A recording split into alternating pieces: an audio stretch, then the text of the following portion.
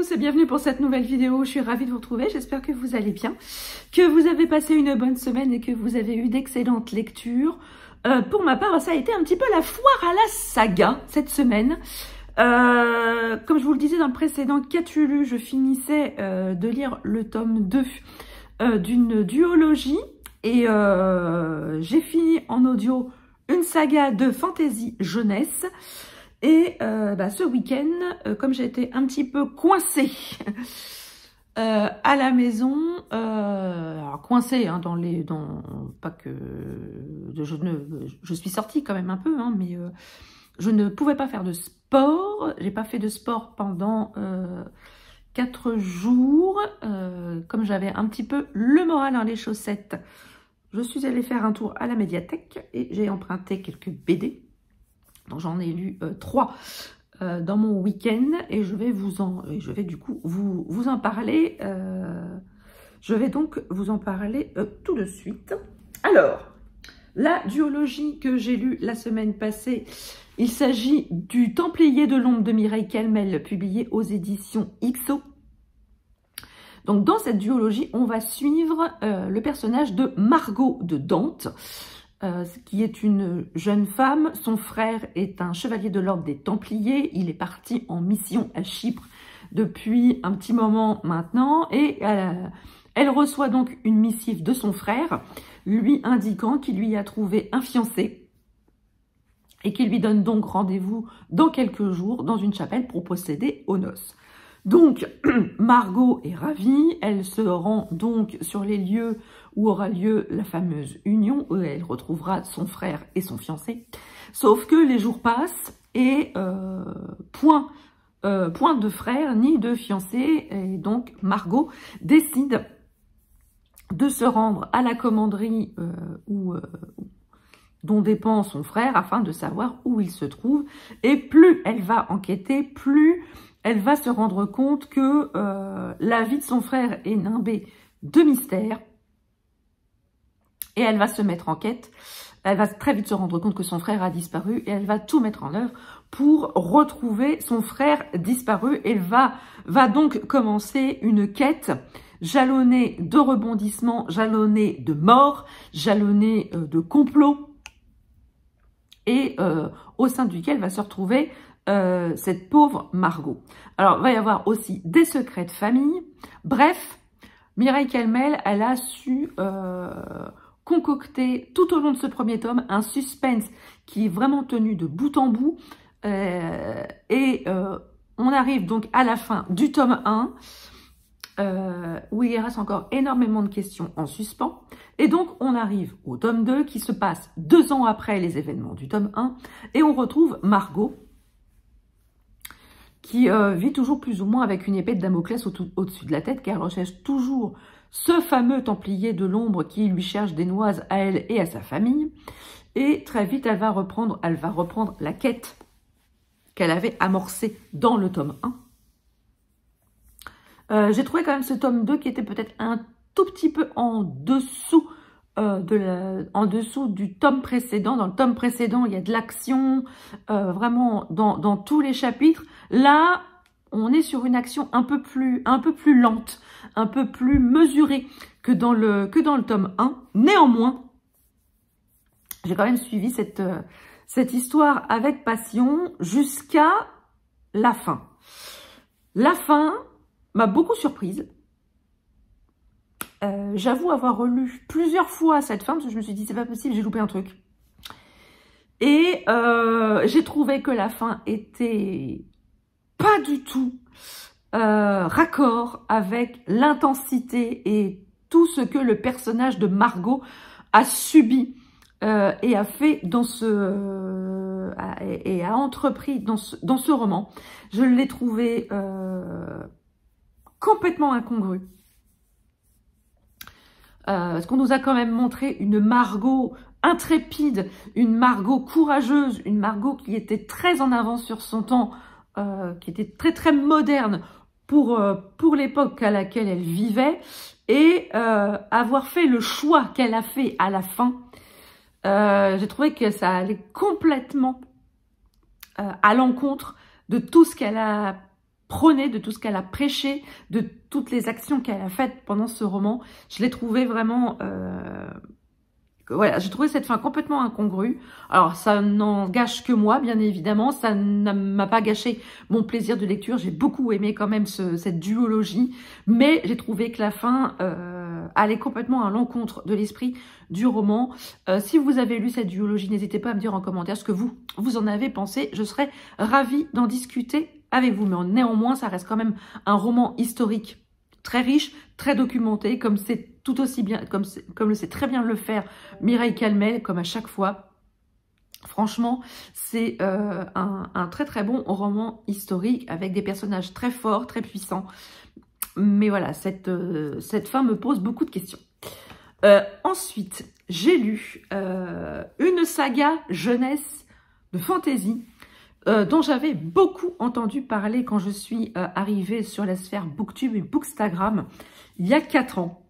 Il s'agit de La Passe-Miroir de Christelle Davos aux éditions Gallimard Jeunesse. Alors, moi quand je suis arrivée sur Bookstagram et Booktube, le tome 4 venait à peine de sortir et c'était l'ébullition dans la sphère Booktube et Bookstagram parce que c'était vraiment le quatrième et dernier tome attendu de cette fameuse saga de La Passe-Miroir. Et donc, j'ai écouté cette saga, j'ai commencé à écouter au mois de décembre et j'ai fini le dernier tome la semaine dernière grâce à l'application Nextory. Donc, j'ai écouté les 4 tomes en audio. Et je me suis régalée avec cette saga de fantasy. Je vous mettrai la petite vignette ici. On va suivre l'histoire d'Ophélie, qui est une passe-miroir. Alors, une passe-miroir, elle a la faculté de pénétrer dans les miroirs et de ressortir à un autre endroit par ce biais. Et on trouve Ophélie au tout début du roman où son mariage a été arrangé à la fois par sa famille et par les grands maîtres. On apprendra plus tard dans le récit qui étaient ces fameux grands maîtres, enfin qui sont ces fameux grands maîtres qui régissent les arches. Et donc, elle a été promise en mariage à Thorn, qui lui vit sur le pôle. Et donc, il va falloir que Ophélie quitte son arche, quitte Anima pour aller rejoindre son fiancé sur le pôle. Et il va se passer un certain nombre de choses, un certain nombre d'incidents qui vont conduire Ophélie à mener plus ou moins son plein gré l'enquête. Et dans cette saga compte 4 tomes, et il y a clairement deux parties dans cette saga. La première partie qui comporte les 2 premiers tomes, et la deuxième partie avec les tomes 3 et les tomes 4. Dans les 2 premiers tomes, Ophélie et Thorn vont s'apprivoiser. Et franchement, s'apprivoiser, c'est vraiment le mot juste, parce que ils ont tous les 2 des caractères à eux. Thorn, il est extrêmement taciturne, il est très renfermé sur lui-même, il a un masque. C'est même plus un masque à ce niveau-là, c'est une armure de froideur. Et Ophélie, ça la déstabilise complètement. Et Ophélie, elle est aux antipodes des héroïnes badass que l'on peut rencontrer maintenant dans toutes les sagas de fantasy. Elle est extrêmement maladroite, elle est gauche, elle est naïve, elle s'habille comme un sac. Physiquement, c'est pas non plus un prix Nobel de beauté. Elle a les cheveux longs, filasses. Elle est planquée derrière une paire de lunettes. Elle a toujours cette écharpe autour du cou. Elle sait pas s'habiller. Enfin bref, elle fait le désespoir de sa mère et de sa sœur. Parce que telle qu'elle est, elle ne trouvera jamais grâce aux yeux de la famille de son promis. Bref, ce couple d'Ophélie et Thorn, ils sont aux antipodes de tous les couples que l'on peut rencontrer dans les romans de fantasy à l'heure actuelle.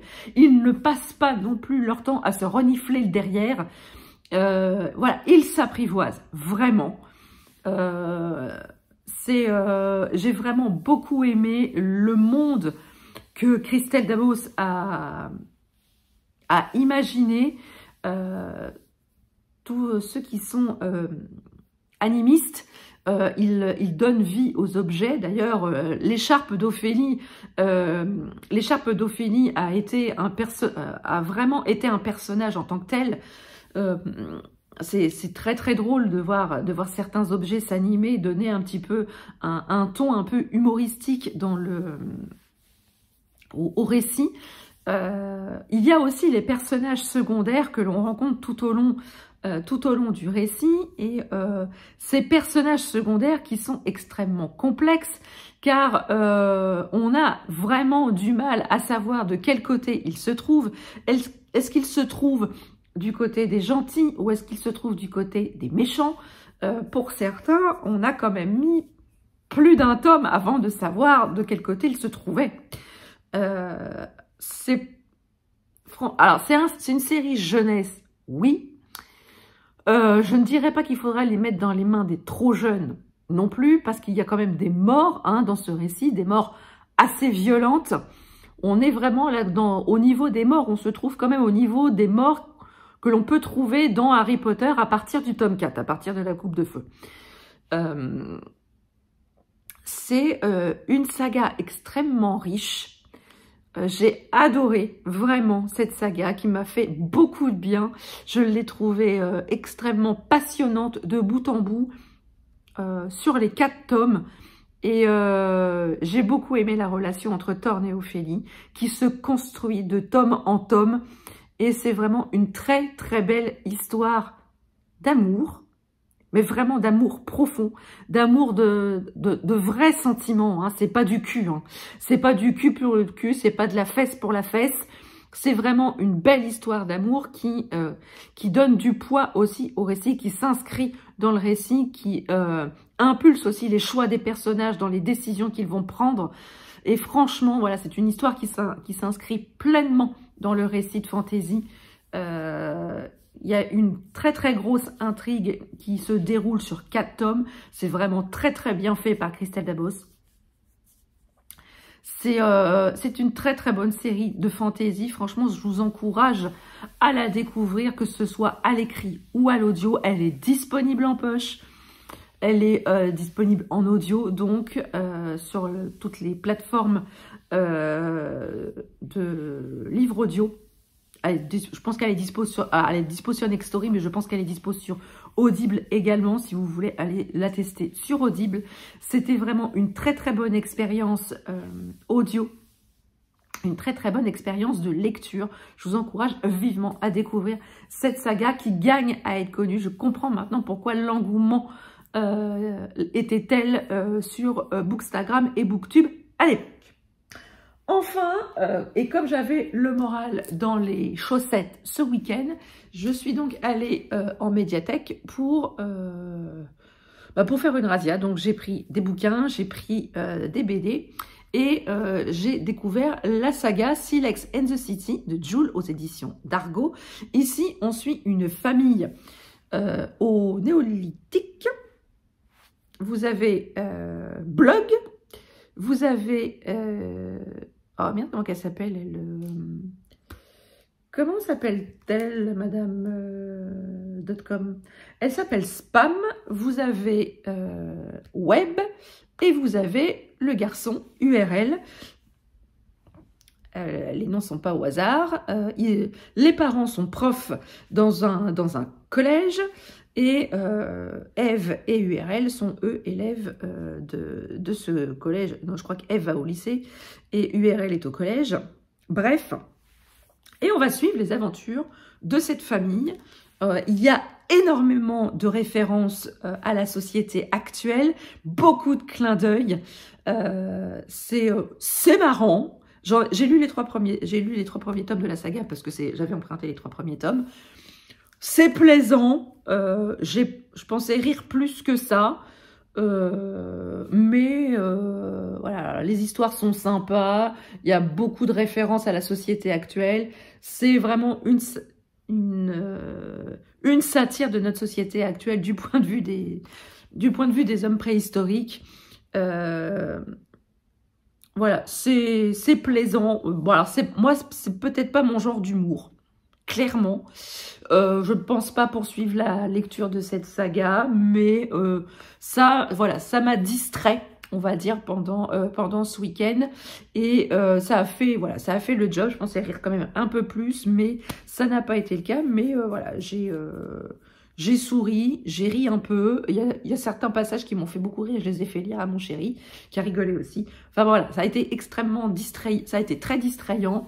Mais voilà, je ne pense pas poursuivre la saga parce que j'ai pas eu vraiment un coup de cœur vis-à-vis de la série et vis-à-vis des personnages. Voilà.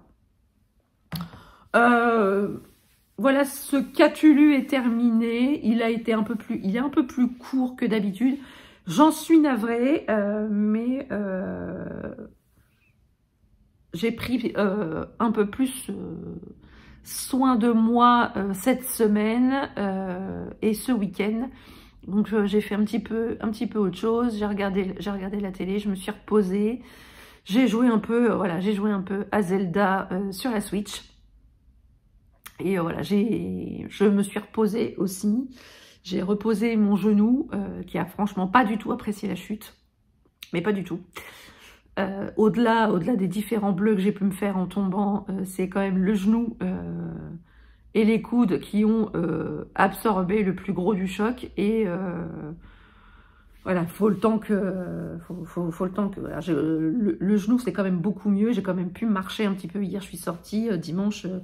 J'ai pas pu courir, mais j'ai marché, j'ai fait une petite balade de 6 km qui m'a fait beaucoup de bien. Mais voilà, j'y vais un petit peu mollo et je continue à me reposer, à rester un petit peu tranquille pour pouvoir tourner cette page un petit peu douloureuse du mois de janvier. Voilà, donc j'espère que vous allez bien. N'hésitez pas à me dire en commentaire si je vous ai donné envie de lire les livres que je vous ai présentés. N'hésitez pas à me dire ce que vous avez lu, vous, cette semaine. Et voilà, si vous avez aimé la vidéo, n'hésitez pas à mettre un petit pouce en l'air et à vous abonner si ce n'est pas encore fait. C'est gratuit, ça fait plaisir et ça ne fait de mal à personne. Sur ce, je vous laisse. Je vous souhaite une très très belle semaine, de très très belles lectures et je vous dis à très bientôt pour une prochaine vidéo. Ciao!